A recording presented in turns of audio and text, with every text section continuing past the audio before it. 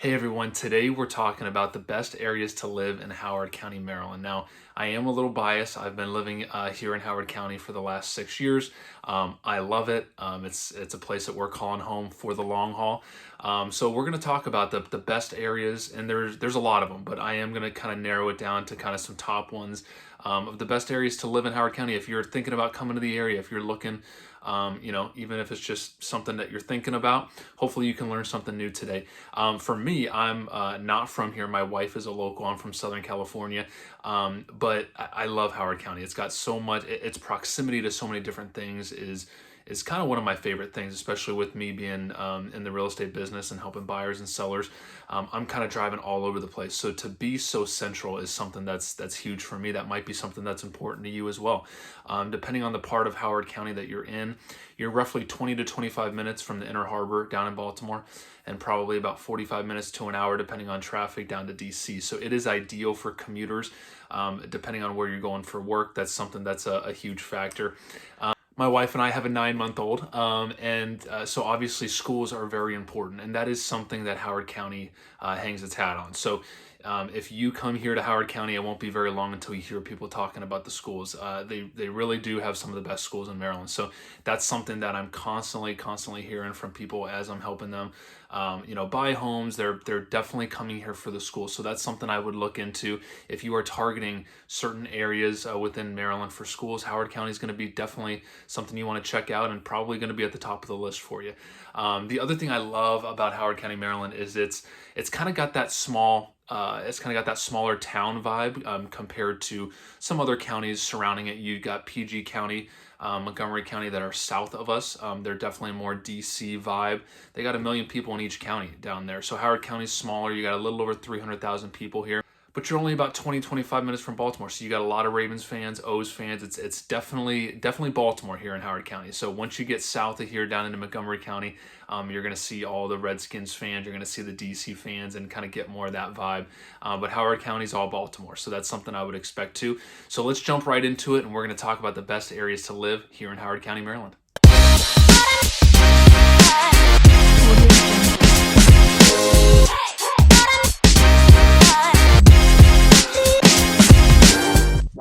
Hey everyone, welcome back to the Living in Maryland channel, where we talk about all things living here in the great state of Maryland. So if that's the kind of information you're looking for, make sure to hit subscribe button, hit the notification bell to be notified of our new weekly videos. And if you ever have any questions, if you're looking for more information about what it's like to live here, or you're thinking about moving here, we love answering your questions. We love taking your phone calls, your text messages, and your emails. So feel free to reach out anytime. We definitely have your back when moving here to the great state of Maryland. All right, everyone, the first area that I want to mention here in Howard County, Maryland is going to be Maple Lawn in Fulton. So this is an awesome area. It is a little expensive, so depending on kind of what your price point is, that's something that you want to check out. The townhomes are going to probably start in the 600 on up range, and the detached homes are going to be high eights, 900,000 and on up. So it is a little pricey, but this is an area that I love, especially if you are looking for something, if you're commuting to DC, if you're commuting to Baltimore for work. This location is ideal for commuters. So it's right off of Route 29, which runs north and south from the Baltimore area down to through Montgomery County and into DC. And then Maple Lawn is located right in between Johns Hopkins Road and 216. So it is a very smaller kind of community. So if you're looking for kind of a small town feel, if you're looking for and chasing after some community, this is an area that I would definitely highly recommend that you check out. So it's a smaller community. It is a developed community that was kind of designed to with community in mind. So it's going to have all sorts of amenities, all sorts of things to kind of create interaction and to create an environment where you don't really have to leave, So they've got the HOA is going to include things like pools, fitness centers. They've got a ton of open spaces and, just opportunity to get outdoors. So this is a great area for that. If you really want to have things to do right in your backyard, Maple Lawn's an area that you definitely have to check out. So as I mentioned, you don't really have to leave Maple Lawn to do anything. They've got on Johns Hopkins Road, and then more so on 216. You've got more of like the banking, the grocery stores, the restaurants, and then there are a few things on Johns Hopkins Road as well. But most importantly, they've got a Chick-fil-A right there on Johns Hopkins Road, so you don't even have to go leave the community to get that. And then on 216, you do have a lot of that, the restaurants, the shopping, and the banking more so than Johns Hopkins Road. And these are within walkable distance, so you do not have to even get in your car a lot of times if you don't want to. So that's something that I love about this area. I will say, just for me, because my preference is to have a little more space, if you're looking for space, like, bigger yards and things like that, this may be, not a great fit for you. So the detached homes are going to be on pretty small lots as well. And then of course your townhomes and condos are kind of right next to each other. So the average lot size for the detached homes is like 0.12, 0.13 acres. That's only, about a little over 5,000 square feet. So the lots are almost as big as the finished square feet within the within the home. So it is a little tight. That is something to be aware of, depending on kind of what you're looking for. And if you're okay with that, this community is awesome. So the other thing that I love about this community is the curb appeal, the way that the HOA upkeeps the area, all the flowers, the trees, and just everything as you're driving through. Every single street is just so upkept, looks so beautiful year round, and that's something that you're going to love about this area. And then also right within the community, you've got 2 or 3, I can't remember which it is, but there's at least a couple private daycare. So if you have kids, that's going to be something that's going to be right in your backyard as well, that you don't really have to drive to. You're going to have some options there. Just to give you a heads up, because this is a community that really does have more than normal when it comes to amenities and things like that. So of course that is going to come at a cost. The average HOA within this community is roughly $150. That's kind of what I see, for the most part. If you're in a condo there, I think that comes down a little bit, but most people who own within this community are paying right around $150 a month. And that HOA does cover and come with a lot of different amenities. So they've got basketball courts, they've got pools, they've got fitness centers, community centers. So as I mentioned, if you are looking to be involved, if you're looking to meet neighbors and just have things to do with people in your community, this is just going to be a great area to check out. And it's something that really does really good at putting stuff like that together. The HOA also puts together, community events throughout the year. So it's just a great area if you're looking to be involved, if you're looking to meet people and not really have much downtime. This is something that you definitely have to check out. And if you're looking to get outdoors, the HOA also covers several outdoor spaces. And this is another part of this Maple Lawn area that I love. So 187 acres were left really not undeveloped, but just not, built on as far as housing. So it's got a ton of outdoor space. So you've got several playgrounds, picnic areas, pavilions, walking paths. I mean, it's just beautiful. So if you're looking to get outdoors, that's going to be something that you're going to find there as well.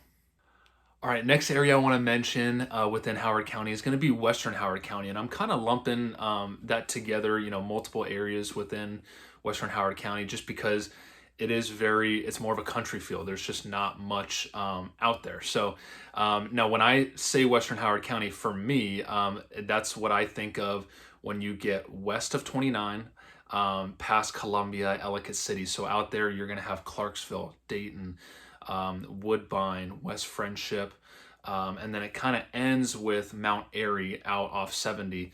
And then it's kind of, you hit the Carroll County strip there, and then it turns into Frederick County as you continue to head west down 70. So this is a beautiful, beautiful area. If you are looking for some acreage, if you're looking for some space within Howard County, and then to still get those Howard County schools, this is an area you want to check out. Now, Western Howard County is going to have the kind of the best of the best, the top-notch schools within Howard County. All of Howard County, for the most part, has very, very strong schools. But you're going to see probably the highest rated schools in Western Howard County in those areas that I mentioned.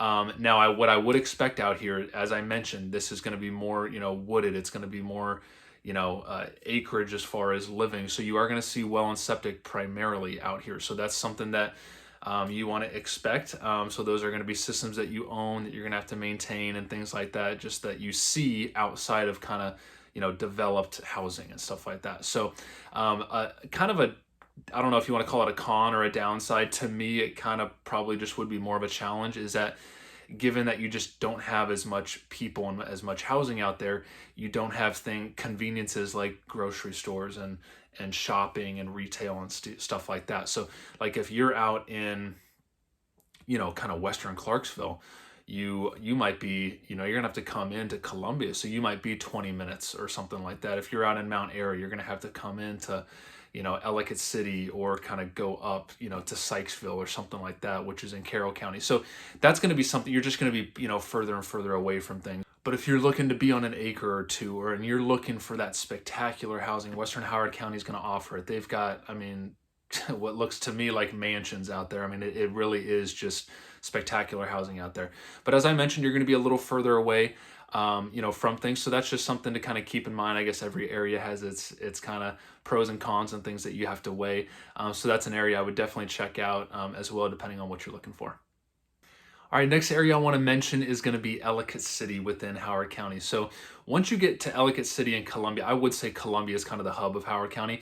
Ellicott City is going to be the next biggest, though. So you've got about 75,000 people in Ellicott City. You've got a little over 100,000 people in Columbia. So you're going to notice kind of more of, just more people, more things going on, a lot more shopping, a lot more things to do kind of right in your backyard. And Ellicott City is beautiful. So it's got all different kinds of housing. It's very diverse in regards to that. So whatever you're looking for, whether it's condos, townhomes, detached homes in smaller lots and, communities, or if you're looking for more spread out, if you're looking for half an acre or two, as you get into Western Ellicott City, heading towards Western Howard County, you're going to see that stuff kind of, spread out. So Ellicott City's got so much to offer. The schools are great in Ellicott City. So especially Centennial High District, if you're looking for, kind of the best within Ellicott City, that's probably going to be one of them. It's going to be, a very highly desired area. So if you're looking on the map south of 40, north of 108, kind of as you get into the western part, that's going to be, kind of that area, there in general. Once you get south of 108, that's going to be Columbia. So just kind of a generalization there as far as kind of what you can expect, kind of where that marker is. One of the things I love about Ellicott City is how easy it is to get outdoors. So you're kind of seeing, Patapsco State Park kind of runs just to the north and to the east of Ellicott City, and this is an area that I love. It's just so big that the woods, the river, and it just kind of runs all throughout Ellicott City, the northern part of Ellicott City. So if you're looking to get outdoors, hike, fish, just kind of just be outdoors and get out of the house, this is an area that I absolutely love, and it's right in your backyard. So that's something to definitely check out. One of the other things I love about Ellicott City is its accessibility to highways for commuting. So, I live in Ellicott City. I live in kind of the eastern part of it. So for me, I would say your accessibility to commuting and to highways is much more so in the central to the eastern part. So, you got 70, 29, 95, kind of all 100, all right there. To just kind of whip you around and get you anywhere. So for me, I can get into Inner Harbor in 20 minutes flat from my house. So just, having that ease, and it feels like it's so central, like within 30 minutes, you can get into so many different parts of Maryland. So for me, that's huge. And I know a lot of other people feel that way as well. So you are going to definitely have more so people, working in central Maryland and Baltimore here, but there's definitely people who make that commute into DC from Ellicott City, because you are so close to 29 and so close to 95. So you do have that ability to get down there quickly, especially if you're commuting at times outside of rush hour. So that's a huge plus of Ellicott City. All right, and last but not least for Ellicott City is Old Ellicott City. It's historic district. This is an area that I love. My wife and I got married down there. So it's an area that we're always kind of going to a couple times a month and just hanging out. If you like, historic districts, if you like, the character of the old, style building and all that kind of stuff, you're going to absolutely love this area. So it's also got the oldest surviving B&O train station right there cutting through on the Patapsco River. So that's something that's really cool, from 1830. So just a ton of history and just the character of the building. So, built in the late 1800s, early 1900s. So if you're looking for that kind of housing too, I would check out Old Ellicott City. Owella is kind of on the other side of the river, but it's kind of right there, part of Old Ellicott City. So this is just an awesome area to go out for a night. They've got several different restaurants, eateries, and pubs and things like that. So I would definitely check it out. A couple of our favorites. My wife, my wife loves La Palapa, so that's kind of the Mexican grill. Down there. So they do more like on Friday and Saturday nights, they do more like dancing and stuff like that, which she loves. I'm kind of more of a, just kind of a slower, calmer, pub kind of guy. So if you hit up, areas like, or places like Manor Hill rather, so they do some of their own brewing. So they've got really good wine, beer and drinks and stuff like that. And then Phoenix Upper Main is kind of right there in the central part as well. So they've got some really good food and stuff there. They had to move up from, down at the bottom of the hill there just because of all the flooding and stuff that happened. And they kind of revamped their menu when Gordon Ramsay came to town and kind of helped Ellicott City get back on its feet. So I would definitely check out that area as well. And then Judge's Bench is at the very top. So if you're looking to close out the night, try, another drink or two, you can head there at Judge's Bench. It's at the top of Main Street, and that's a really fun, cool little atmosphere to hang out in as well.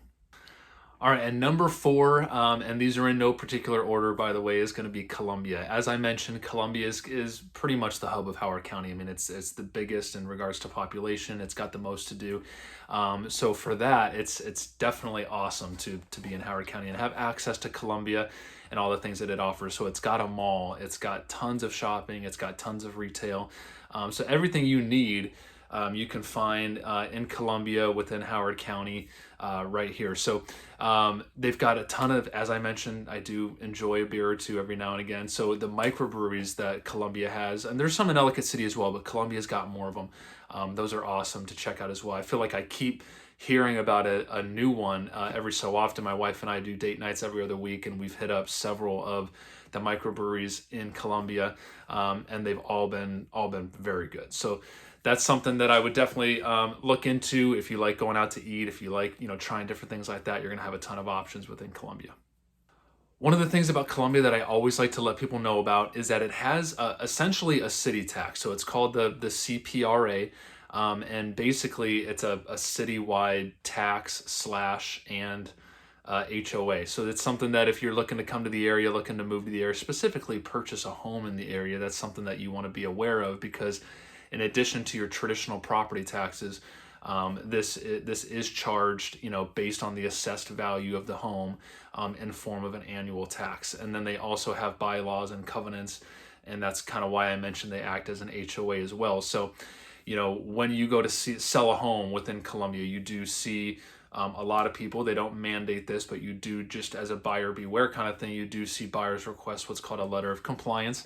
And what that is Columbia sending out someone to basically do an inspection of the exterior of the home and just make sure that the home's, in compliance with all of Columbia's guidelines. So, it's like a traditional HOA. So anytime you're doing anything exterior, you're going to want to get that approved through them. So for me, that's something that I would prefer not to have, especially at a citywide level, and the way that they kind of act like that. But obviously a lot of people, don't mind, and that's just something you want to be aware of. Now it does come with a ton of different amenities. I'll kind of go into that here in a second. But in regards to cost of the Columbia tax, so I'm just going to kind of generalize this just to make it as easy as possible. But for your single family detached homes, you're looking typically from $1,300 a year to $2,000 a year, and that's going to depend on the kind of the value of the home. So as you get in, north of $700,000 within Columbia, you're going to see that probably approach $2,000 a year. If you're in the $400 to $550 range of single family homes, it's going to be closer to $1,400 a year. Now, in regards to the amenities, this is really nice. So if you're looking to be in a town, in a community that has a lot of things to do, Columbia Association is definitely gonna have that to offer. Now, just to name a few, they've got several outdoor pools. They've got an ice rink. They've got several community centers. So if you're looking to just kind of have your kids be involved and meet other kids within the community that you live in, that's going to be something that's huge. The youth centers and stuff that they have. The golf packages are really cool. So they've got a really nice golf course where you can kind of pay for that and just kind of have unlimited access to playing. So if that's something that you like, I would definitely look into that. So just to kind of have things, to not have to drive very far and to have kind of all that stuff right within your community. If you're looking for that, that is a huge benefit of the Columbia Association. Also, if you're looking to get outdoors, Columbia has done an amazing job of this, that I will say, and Columbia Association does kind of fund this and pay for this. They upkeep all the trails. There's so many throughout Columbia. You know, you'll be kind of driving down a street, you're heading toward, you know, the kind of like a cul-de-sac of homes, and then all of a sudden you see, you know, a path cutting into the woods, and you've got trails all throughout Columbia. So if you have dogs, if you have kids and you want to just get out and walk and be outdoors, Columbia does a great job of kind of making that super accessible all throughout Columbia. Now, unfortunately, just because you own a home that pays Columbia tax, that does not mean that you get the amenities complimentary. So unfortunately, there's still an additional cost to that, which, you know, it just kind of is what it is. But if you are interested in all those amenities that I had mentioned, so if you're a member, it's about $185 a month for the family package, where you get kind of access to all that kind of stuff. If you're looking for just you or just two people, they've got definitely different packages that you can kind of check out. I will make sure to include a link so you can check out all those different options. And then also too, they've got like single facility options. So if you're looking, like if you just want to go to the gym, you don't have to commit to that, to the 185 family package, or to the package that includes all of the amenities and facilities. So they've got several different options, which is cool. So if you're looking to, you know, if it's too expensive, or if you just want access to certain things, you can definitely kind of cherry pick and kind of look at what they have to offer for that as well. And I know I probably sound like a broken record at this point, but the other thing that I absolutely love about Columbia, and I live just north, as I mentioned, in Ellicott City, Columbia is super, super central. So you've got a ton of people in Columbia that work in Baltimore, that work in DC. It's really not out of range for either of those. So you might not think a lot of people are commuting down to DC from Columbia, but it's definitely happening. So you've got Columbia really. Within Columbia, you've got 100 kind of meets on the outskirts of it. You've got 29 running through 95. So you've got so much accessibility to highways, where you're not having to drive so much just to get to the highways. So the accessibility there for commuters is huge. And honestly, that's a huge reason why I think it's grown so much, because it is so central, so close, kind of right in the middle of the dual metro areas, and it's just got so much to offer. And the growth over the last 20 years has been massive within Columbia. So if you come to visit, if you're there, I think you'll definitely notice that. All right, everyone, thanks so much for watching. I hope you learned something new today. If you ever have any questions, please feel free to reach out or comment below, and we will see you at the next video.